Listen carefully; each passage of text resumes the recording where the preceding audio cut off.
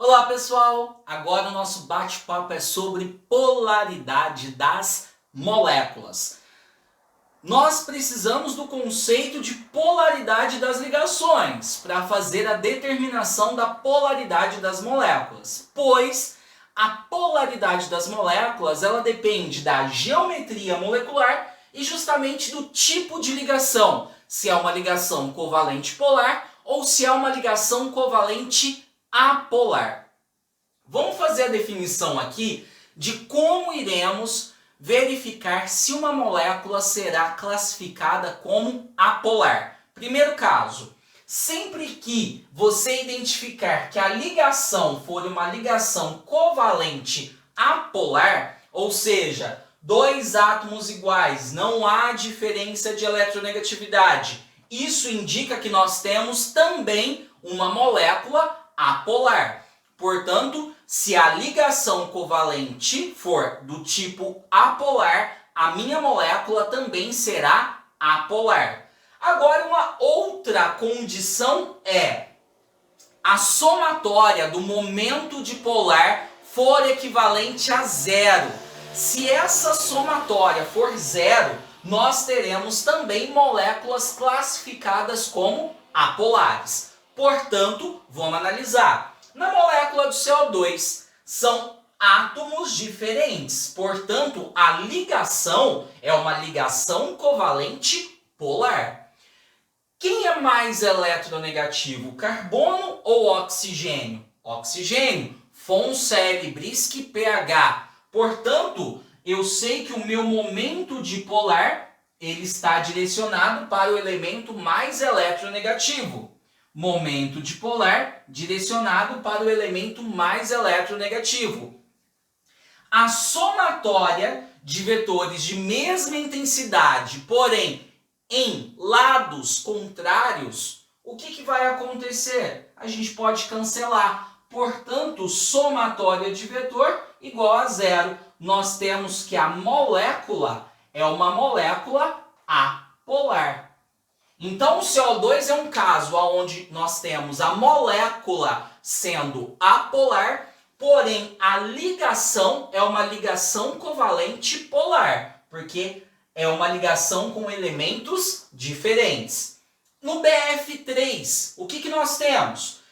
Quem é mais eletronegativo? Flúor, certo? Logo, eu sei que o meu momento dipolar está direcionado para o átomo de flúor. Pessoal, uma dica. Qual o tipo de geometria que eu tenho aqui? Uma geometria trigonal plana. Moléculas com geometria trigonal plana vão ser classificadas como moléculas apolares. Motivo: se a gente soma esses dois vetores, nós temos uma resultante aqui para baixo. Vetores em lados opostos eu posso cancelar. Portanto, somatória do vetor igual a zero, molécula apolar. Fechado? Porém, a ligação é uma ligação do tipo covalente polar. Por isso que nós temos um momento dipolar, ou seja, a formação desses vetores. Tetracloreto de carbono. Vamos pensar, quem é mais eletronegativo? Cloro. Logo, nós temos vetor para cá, vetor para cá, vetor para cá e vetor para cá. Bom, somando esses dois vetores, nós temos uma resultante. Somando esses dois vetores, nós temos uma outra resultante. Vetores em lados opostos, nós podemos anular. Portanto, somatória de vetores igual a zero. Logo, nós temos uma molécula apolar. Percebam que, nestes três casos, as moléculas são apolares. Porém, apresentam ligação covalente polar. Fechado?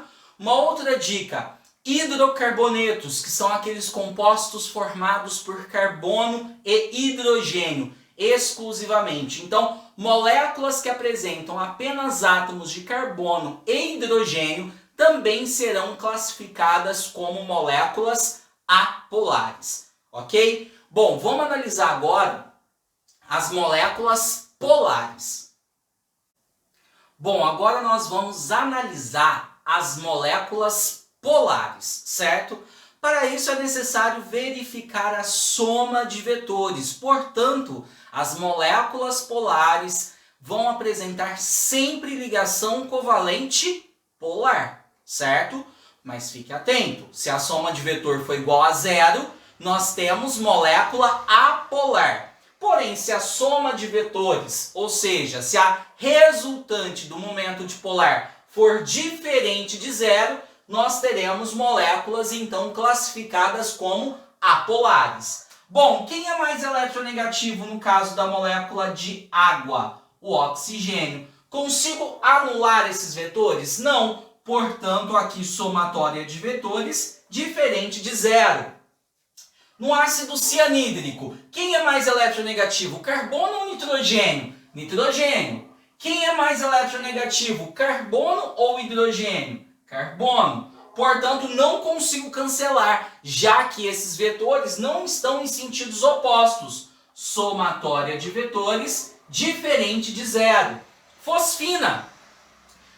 pH 3. Quem é mais eletronegativo? Fonsferibriste pH. Por mais que fósforo e hidrogênio tenham eletronegatividade próximas, elas são diferentes. Portanto, nós temos um momento dipolar direcionado ao fósforo. Logo, não conseguimos cancelar somatória de vetores diferente de zero. Fica a dica. Assim como moléculas do tipo trigonal plana são moléculas apolares, moléculas com geometria piramidal, certo? Serão moléculas do tipo polares. Assim como moléculas com geometria angular também serão classificadas como moléculas polares. Por isso que eu disse lá no início que polaridade das moléculas depende da geometria molecular. Dióxido de enxofre. Quem é mais eletronegativo? Oxigênio. Não consigo fazer o cancelamento desses vetores, certo? Porque se a gente somar, vai dar uma resultante aqui para baixo. Logo, somatória de vetores diferente de zero. Bom, agora eu trouxe um caso aqui, onde nós temos 2 de clorobenzeno. Aqui, lembrando, nós temos átomos de carbono. Quem é mais eletronegativo, carbono ou cloro? Cloro. Portanto, o meu momento dipolar está no sentido do cloro. Momento dipolar no sentido do cloro. Consigo cancelar? Não, porque se eu somo esses vetores, eu tenho uma resultante que é diferente de zero. Esse é o composto 1,2 de clorobenzeno. Mas e se eu fizesse assim? Eu desenhasse a estrutura do 1,4 de clorobenzeno. Quem é mais eletronegativo? O cloro. Opa! Vetores em sentidos contrários. Portanto, aqui neste caso eu posso cancelar. Somatória de vetor igual a zero, molécula apolar. Certo? Aqui eu quis demonstrar para vocês, pessoal, um caso da química orgânica. Compostos do tipo orto vão apresentar polaridade de molécula polar. Compostos que apresentam, uma substituição nas posições 1 e 4, isso falando do benzeno. Então nós temos aqui composto do tipo para. Nós temos uma molécula apolar. Fechado? Bom, espero que você tenha compreendido os conceitos de polaridade das moléculas. Até a próxima!